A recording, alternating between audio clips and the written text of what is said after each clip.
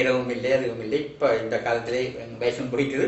உங்களுடைய இந்த கவிதை எனக்கு நல்லா பிடிக்குது. அது பிறகுதான் நான் இந்த ஹைக்கூ கவிதைகளை வாசிக்க தொடங்கினேன். அது மாதிரி புது கவிதை எழுதினவர் இன்னும் ஒன்று, புது கவிதையால் கவருவார்கள். மரபு கவிதையை விட இந்த காலத்து இளைஞர்கள், இந்த காலத்து வயது குறைந்தவர்கள், வாலிபர்களை இந்த புது கவிதை மரபு கவிதையை விட கவருகிறது. அவர்கள் மரபு கவிதையை படிப்பதற்கு புது கவிதை தூண்டுகிறது என்று சொல்லலாம். புது கவிதையினாலே நல்ல புது கவிதையினால் பல பலன்கள் உண்டு, வளர்ச்சிகள் எல்லாம் பலன்கள் உண்டு. அடுத்த கேள்விய புங்குடுதி மண் பல எழுத்தாளர்களை, கவிஞர்களை, பல அறிஞர்களை தந்திருக்கிறது. உதாரணத்துக்கு மூனா பொன்னம்பலம், மு தலையசிங்கம், சு வில்வரத்னம் ஆகியோர் தந்திருக்கிறது. அவர்களுடன் தங்களுடைய உறவு, நட்பு எப்படி இருந்தது சொல்ல முடியுமா? நாங்கள் மிக நிறைந்த, அதாவது மிக நெருக்கமான நண்பர்கள் சொல்ல போனா, நீங்க அதுக்கான கேள்விக்கு ஒரு பதிலே ஒரு அரமணத்தியாலும் வரும். எங்களுக்குள்ளே இந்த சொல்வார்களே கருத்து வித்தியாசங்கள் என்று, கருத்து இந்த கான்செப்டிலே எல்லாரும் ஒரே கருத்துடையவர்கள் எல்லாரும் இருக்க மாட்டார். ஒரு வீட்டில் ஒரு கணவன் மனைவி பிள்ளைகளுக்குள்ளே கூட கருத்து வித்தியாசங்கள் இருக்கும். ஆனால் அந்த ஒற்றுமை குழம்பாது. அதுபோல் எங்களுக்குள்ளே கருத்து வித்தியாசம் இருந்தது. நான் ஒரு சைவ சித்தாந்தி, அவர்கள் சர்வ மதம் என்று, எங்களுடைய தலையசிங்கம், பொன்னம்பலம், சூவில்வரத்தினம் போன்றவர்கள்.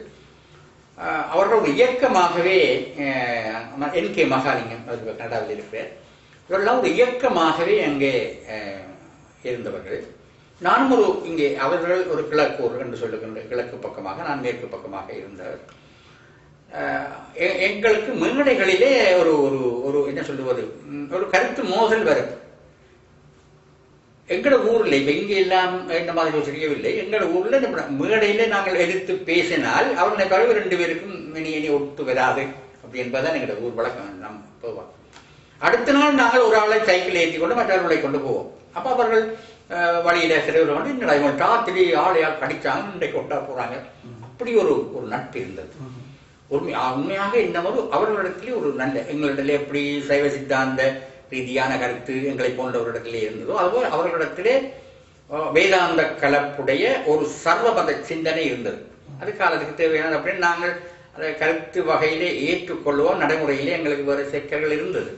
ஆனால் இப்பொழுது பார்க்க போனால், இப்பொழுது உலகத்தின் அந்த என்ன சொல்லுவது, உலகத்தின் மாற்றம் வளர்ச்சி பார்க்கிற பொழுது அவருடைய கருத்துக்களையும் எல்லாவற்றையும் ஏற்றுக்கொண்டு போக வேண்டிய ஒரு காலமாக இருக்கிறது. நிறைய அவர் எழுதியிருக்கிறார்கள். அவர்களுடைய இங்கே கூட வில்வரத்னத்தினுடைய நூல் வெளியீட்டு விழா நடந்ததற்கு என்னைத்தான் தலைவராக போட்டார்கள். எங்களுக்குள்ள நல்ல மதிப்பு இருந்தது, நல்ல நட்பும் இருந்தது.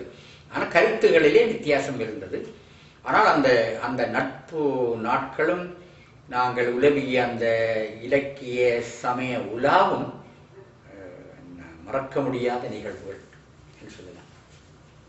பின்னால் SK மகேந்திரன், பின்னால் எங்களுக்கு பின்னால் வந்த இளைஞர்களுக்குள்ளே SK மகேந்திரன், சித்திரா மணாளன், தனபாலன், மார்க்கண்டு தனபாலன் போன்றவர்களை சொல்லலாம். இவர் என்னுடைய என்ன சித்து இப்போ படம் எடுத்தார். சித்து என்ற ஒரு டைரக்டராக படம் எடுத்தார். தனபாலன் ஒரு படம் எடுத்தார். என்ன அது கரைவேறு மலைகள். அதை பற்றி நன்றி ஐயா. அடுத்த கேள்வி, இடத்தில் இருந்த போது ஒரு நாவல், பல இலக்கிய நூல்களை வெளியிட்டீர்கள். நாம் புலம்பெயர்ந்து கனடாவுக்கு வந்த பின்னர் உங்கள் எழுத்து முயற்சியில், இலக்கிய முயற்சியில் ஒரு தேக்கு நிலை ஏற்பட்டது போல தோன்றுகிறது. அதை பற்றி எனக்குள்ளே என்ன சொல்லுவார்கள், எனக்குள்ளே அந்த இலக்கிய தாகமும் இலக்கிய வேகமும் இலக்கிய பற்றும் குறையவில்லை. மனத்திலே நெஞ்சிலே அது கனல் விட்டு கொண்டுதான் இருக்கிறது. நீங்கள் கேட்டது போல அதிகமாக கொஞ்சம் செய்திருக்கிறேன். அதிகமாக செய்யாததற்கு காரணம், இங்கே நான் வந்தவுடன், கனடாவிலே வந்தவுடன் நான் இந்த சொல்வார்கள் கேஸில், அதாவது அக்செப்ட் பண்ணப்பட்டிருந்தார் இந்த அரசாங்க, இந்த நாடு என்னை ஏற்றுக்கொண்டு இருந்திருந்தால் நான் இப்பொழுது செய்ததை விட நிறைய செய்திருப்பேன். அது எங்களுக்கு அந்த வழக்குகளில் சிக்கல்கள் வரும், எல்லாருக்கும் வர்றது போல எனக்கு உங்களுக்கு தெரியாது. நான் சொல்லுவேன், ராமனை போல் 14 ஆண்டுகள் எனக்கு இந்த என்ன சொல்வது இது கிடைக்கவில்லை, பிரஜா உரிமை கிடைக்கவில்லை, இப்பொழுதுதான் கிடைத்திருக்கிறது. இந்த 14 ஆண்டுகளிலும் நான் போராடி போராடி எல்லோரையும் போல் வாழ்ந்திருக்கிறேன்.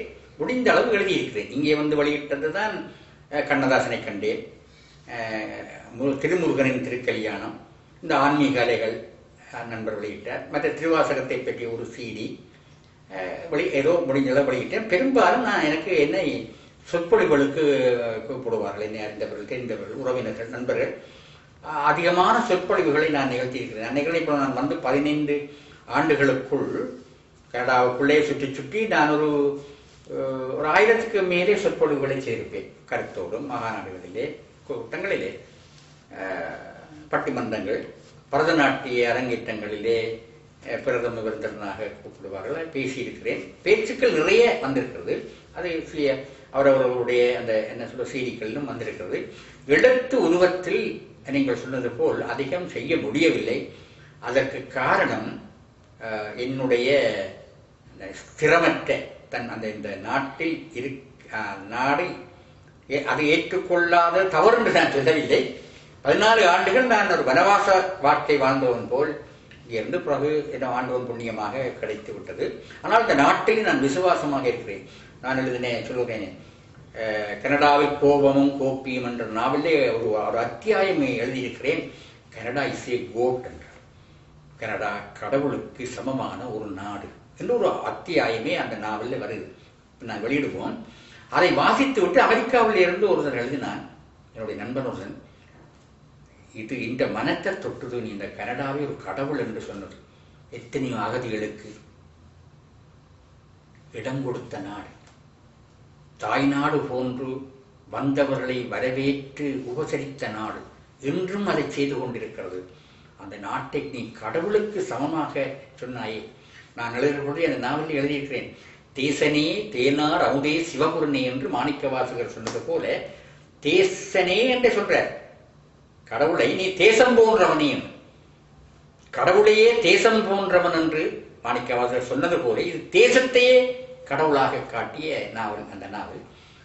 அந்த நாட்டினுடைய சட்ட திட்டங்களுக்கு அமைவாக நாம் வாழ்ந்தோமானால் இந்த நாடு நம்மை இன்னும் வாழ வைக்கும். அதற்கு நாங்கள் நன்றியோடு இருக்க வேண்டும்.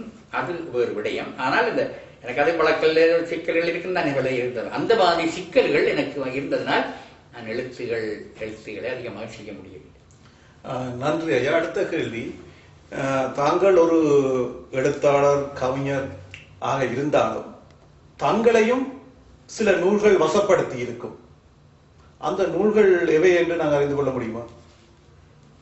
பல நூல்கள் இப்பொழுது நான் படிக்கிற காலத்தில் என்னை பல்கலைக்கழகத்திலே எனக்கு தேப்போ மீனாட்சி சுந்தரனார், லேப்பாக்கர் ராமநாதன் செட்டியார், வெள்ளை வாரணனார், கவிஞர் சண்முகம், உளுந்தூர்பேட்டை சண்முகம் நீங்கள் அறிந்திருப்பீர்கள், ஆறு அழகப்பன், நடேசமுதலியார் போன்றவர்கள் தான் என்னுடைய ஆசிரியர்கள்.